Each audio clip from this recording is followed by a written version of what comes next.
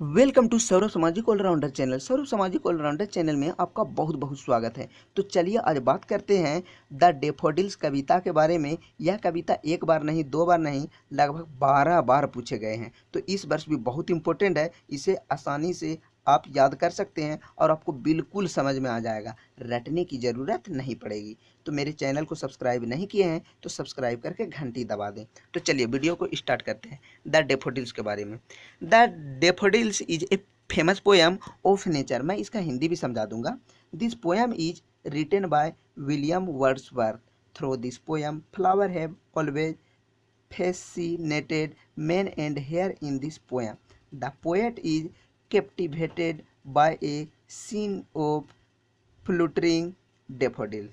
If leaves a powerful impression on this poet's mind, which resulted in the composition of this fine poem.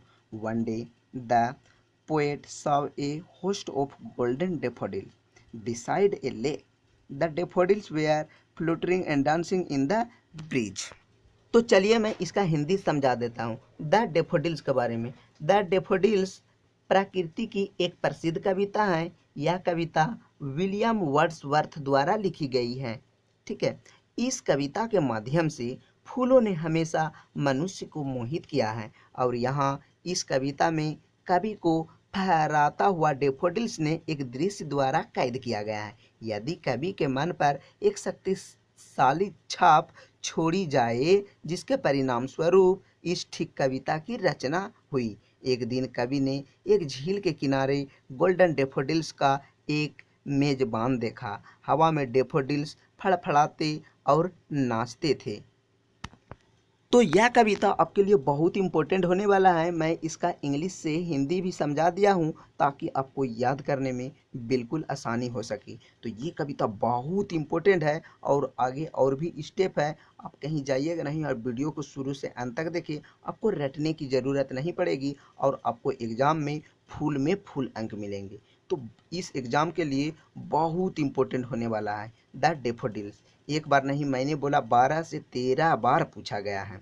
तो इसी तरह के बहुत सारा वीडियो इस चैनल पर इंग्लिश से रिलेटेड बहुत सारा वीडियो है, जैसे ऐसे, पैराग्राफ, लेटर और भी मैथ साइंस का। वो सब वीडियो का तो पूरी तरह से भरमार है, लेकिन इंग्लिश का जो वीडियो है, हर तरह के वीडियो ऐसे से लेके हर वीडियो उपलब्ध है। तो अगला स्टेप है they were like stars in the sky, thousands in number. They danced and so did the waves in the lake. The poet also enjoyed a lot. This captivating scene had a lasting impact on the poet's mind. In the last stanza, there is it shift in scene and also in the poet's mood. The poet is no longer near the lake. He is confined to his room and in a vacant mood.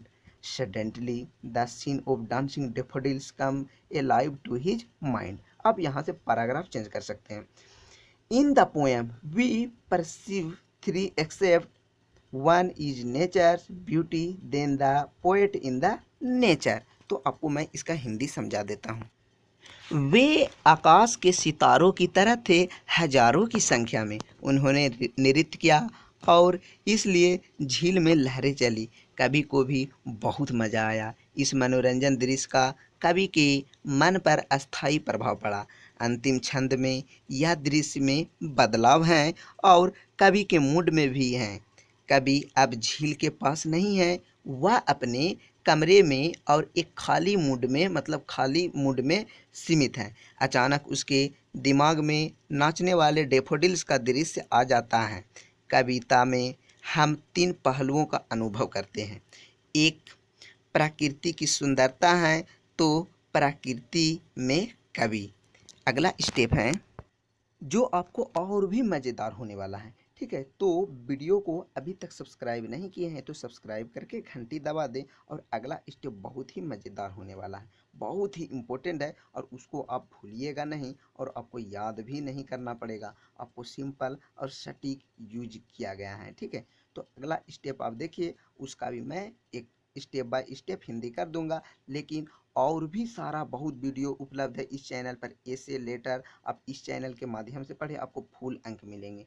अगला step है the third aspect, show a living relationship between poet and natures, symbolically between man and nature.